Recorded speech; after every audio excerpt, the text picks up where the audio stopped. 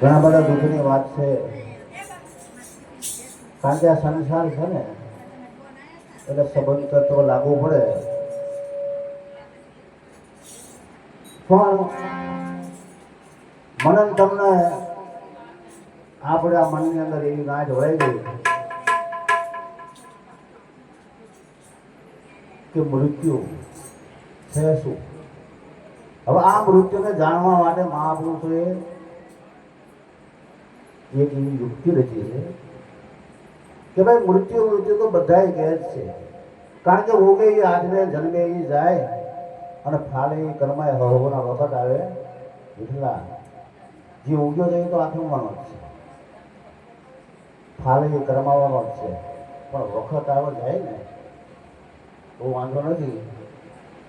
એટલે આપણે આપણી માનસિક સ્થિતિના આધારે એવું નક્કી કરવી કે 40 વર્ષની ઉંમર એ બહુ નાની ઉંમર કહેવાય, આ કાંઈ શરીર છૂટા લાયક નહોતા. પણ હકીકતમાં તો મહાપુરુષોએ જે વાત કરી છે ને બાપુ, એ કે તારા શરીરનો જે જન્મ થયો ને એની હારવાર આ મૃત્યુ જન્મ છે.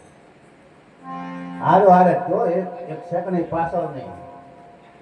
આ જ્યારથી સર્જન થયું ને ત્યારથી વિસર્જન શરૂ થયું છે.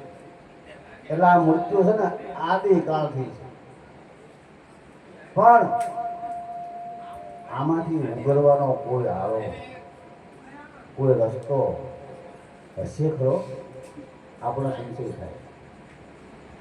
તો જ્ઞાની પુરુષોએ વાત કરી છે કે આ સંસારમાં ઘણું બધું જીવ્યા, ઘણું બધું હર્યા ફર્યા, મોજ કરી, મજા કરી,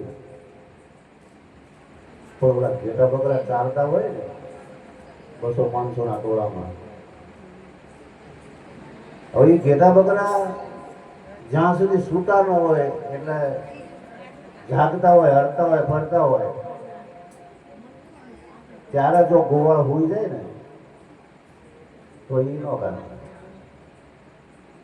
એ હોઈ જાય પછી જો ઓલો એનો હાંકનારો, એનો માલમી, એનો માલિક હોય ને તો આવે.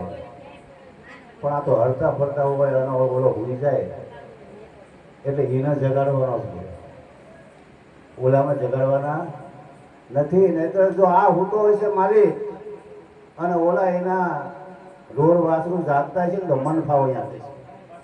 એ આપણા દેહની ઉપર લઈ લઈ તો આપણી હરેક ઇન્દ્રિયો જાગતી છે, એને મન ફાવો અહીંયા જાય છે. કોઈ આમ જાય, કોઈ આમ જાય, કોઈ આમ જાય, કાંઈ નક્કી હોતું નથી.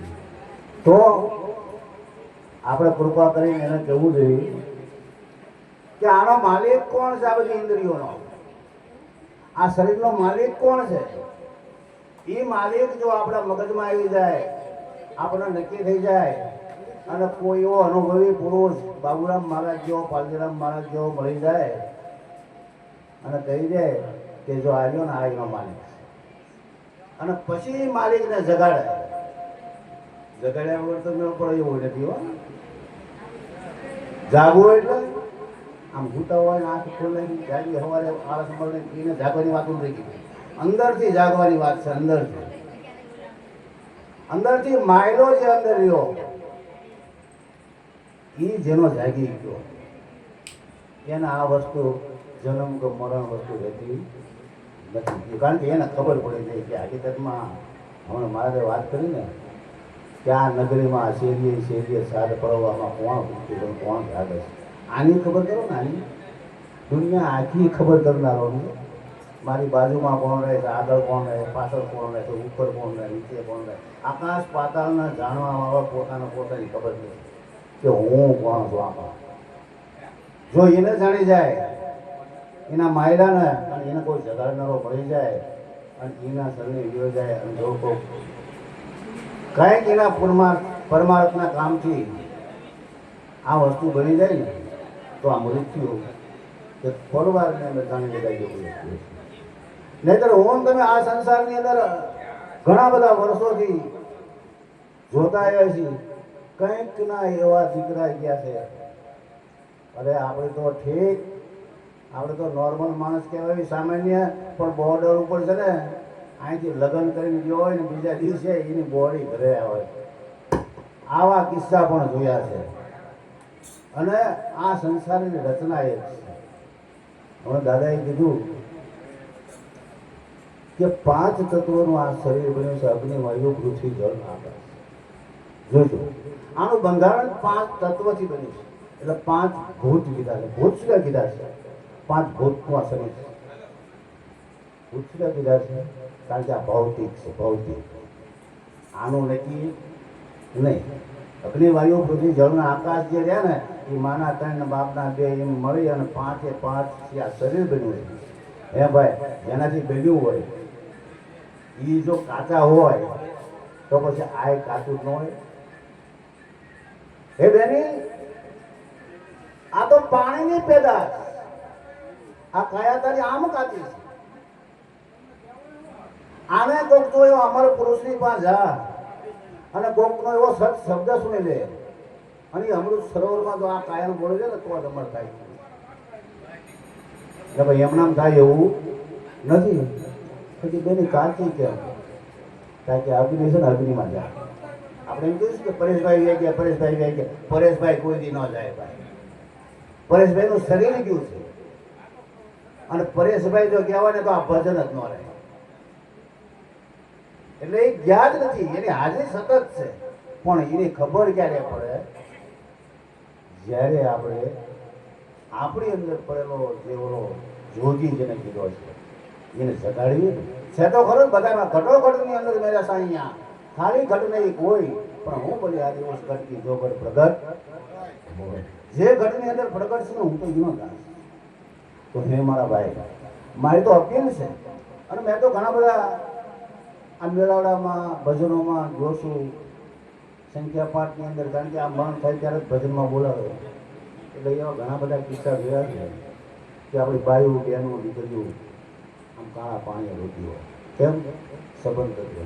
પણ મારું તો એક અપીલ છે કે રોવું તો આવે જ મારી બેન, રોવું તો આવે જ. સંબંધ છે પણ પાછો એક વિચારવાની જરૂર છે કે અનાજી કાળની અંદર આમ ઇતિહાસ તપાસો ને તો મીરાનો ધણી પણ ગયો હતો ભાઈ.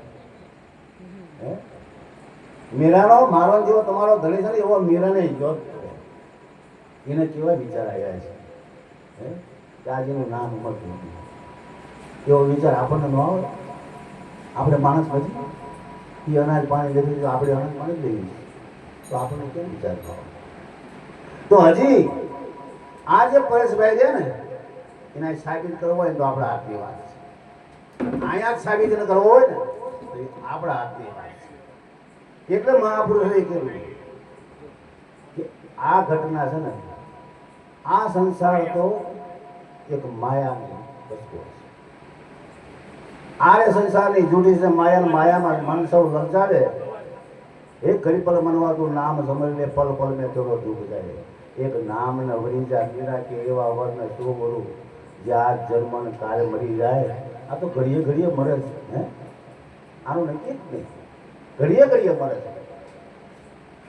આ તો જો એટલે હું તો મને તો રડાપ આવી ગયો. તો હવે શું? કારણ કે આ ઘડીક ઘડીક જન્મન ઘડીક મરે ને એવા વરને શું બોલું આ જન્મન કાલે મરી જાય. વળી જવું મારા ગિરધર ગોપાલ ને મારો છોડલો અમર બની. તો હજી ગિરધર ગોપાલ મારા તમારા માટે કુંવારો જ છે. આપણને ભણવા પણ આપણી તૈયારી હોવી જોઈએ એને ભણવાની. એ તો તૈયાર જ છે સ્વીકારવા. એ કે સમજો હું તો હજારો છું અનંત યુગથી તમને બધાને સ્વીકારતો આવ્યો છું, તને હું સ્વીકારી દઈશ, પણ તારી તૈયારી હોવી જોઈએ. એટલે એને કીધું કે સુરતા શબ્દના લગનિયા કહેવાય. આ વસ્તુ છે ને જ્યાં ભૌતિકની વાત નથી પણ આની અંદર એવા વર્ગને સંતોએ આ સ્વામીનાથ કરવાનો કીધો છે કે કોઈની મળે નહીં. જો આ વિચાર આપણને જાગૃત થાય તો આ પલવાળની અંદર આ મૃત્યુ છે ને જાણી લેવાય. હવે જેમ અગ્નિ તત્વ અગ્નિમાં મળે, પાણી તત્વ પાણીમાં મળે, વાયુ વાયુમાં મળે, આકાશ આકાશમાં મળે, પૃથ્વી પૃથ્વીમાં મળે, તો આમાં મળ્યું શું? હે, મળવું મળવું બધા કર્યું છે, મળ્યું શું? જે તત્વ જેમાંથી ઉત્પન્ન થયા હતા એમાં જેનું વિસર્જન છે. આ કુદરતી નિયમ છે, મારો તમારો નથી. મારો તમારો હતો આપણે બંધ કરી નાખ્યું આપણે. પણ આ તો કુદરત. કુદરત એટલે એ વસ્તુ જાણ્યા જેવી છે. કુદરત વસ્તુને જાણ્યા જેવી. કેમ આપણે પાંચના ગુરુ મહારાજના લીધા, પાંચ ઈશ્વરના લીધા ને આપણે કીધું કે મરવાનું નથી, એવું નથી. ઘટના તો ઘટતી રહેવાની, ઘટતી રહેવાની, ઘટતી રહેવાની. મારું તમારું શરીર આપણે એમ કે શરીર અજર અમર રહી જાય, ના એ વસ્તુ નહીં બનાવાય. કારણ કે આ પ્રકૃતિનો જે સિદ્ધાંત છે એને જેને જેને જાણ્યો છે. તમે વિચાર કરો, હું તમે કાંઈ નથી. આ નરસિંહ મહેતા નતો ભગત, જેને ઇતિહાસના પાના નામ રહી ગયું. જુનાગઢની અંદર અલી લાખ સાધુ બાવા છે, એવા સંતો ભક્તો કેટલા છે. ગુજરાતના નહીં પણ દેશ વિદેશના સાધુ સંતો અહીંયા વાસ કર્યો છે. ઓલા જટા વધારી મર્યા, ભભૂત લગાડીને મર્યા, ટુમડા લઈને મર્યા, ભીખ માંગીને મર્યા. કોઈના હાથમાં ન આવ્યું અને મારી તમારી જેવો હાદવલો નરસિંહ મહેતા નામ રહી ગયું. રા નવગણ જેવા મહાપુરુષ થઈ ગયા, રા માણલિક થઈ ગયો, જેની ઉપર અકબર શહેનશાહો કેટલા થઈ ગયા, કોઈનું નામ રહી ગયું. અને અમારો હરિવર કરી નરસિંહના નામનું રહી ગયું જુનાગઢ. હે તો આપણે વિચારવાનું નહીં કે આ નરસિંહ આટલો બધો પરમ ભક્ત હતો, છતાંય એના છોકરાનો મૃત્યુ શરીરનું થયું કે ન થયું. રામ જેવો રામ હોય એના શરીરે નાશ થઈ ગયો એ નક્કી છે. દશરથનો શરીરનો નાશ થઈ ગયો નક્કી છે. કૃષ્ણના શરીરનો નાશ થઈ ગયો નક્કી છે. તો મારા તમારા શરીરનો નાશ ન થાય ભાઈ? શરીરનો નાશ થાય પણ નાશ નથી થતો. એને જો જાણી લેવી ને અને એમાં આપણે જો પરોવાઈ જઈએ કે આ હું છું, આમાંથી આ હું છું, આ શરીરની અંદર સંતોએ કીધું છે. એટલે આનો ઓળખવાની વાત કરી છે. બાકી તો તમે બારી દરવાજા બંધ કરી નાખો ને તો ઓલો જનારો જતો રહે, ખબર ન પડે. એટલે આ ખબર પડવા માટે એક શ્રી સદગુરુ મહારાજની સમજણની જ જરૂર છે.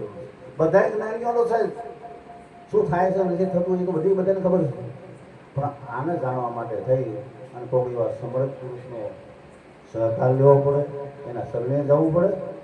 હવે કરવું શું પડે? એ જે કહે ને એને તમારે નક્કી કરવો પડે. એ જે કહે ને એને તમારે નક્કી કરવો પડે. કારણ કે રોજીથી અહીં આવવું હોય તો પ્રેસ પર થોડું બોર્ડ મેળ્યું હોય અને વેરો મેળ્યો હોય કે આ જગ્યાએ મફતનગર જવાય. એમ સદગુરુ મારા રાહી છે, મને તમને રાહ બતાવે છે. ભૂલેલા ભટકેલા જે જીવ રહ્યા એના સદગુરુના શરણે, પરમાત્માના શરણે લઈ જવા માટે રાહ બતાવે છે કે આ જગ્યાએ જાય. પણ આપણે શું કરી દીધું? કાં તો ઓલા બોર્ડને વળગી જઈએ, બધ પડેલી આને ન મૂકવો આવું, આને મને રસ્તો બતાવ્યો પણ રસ્તો એ તું મંજિલ હતો પહોંચ. હવે આને જેવું નથી કરવાનું. એને જે રાહ બતાવ્યો છે ને એ માર્ગ જવાનો છે. એમાં કાંઈક એને નિશાન બતાવ્યું છે કે અહીંથી આટલા કિલોમીટર છે, અહીંથી અહીં જાય, અહીંથી અહીં જાય. એટલે મહાપુરુષોએ તો ઘણું બધું આપણને કીધું છે. જાજી વાત નહીં કરી, વાનનો દોર નહીં કરો.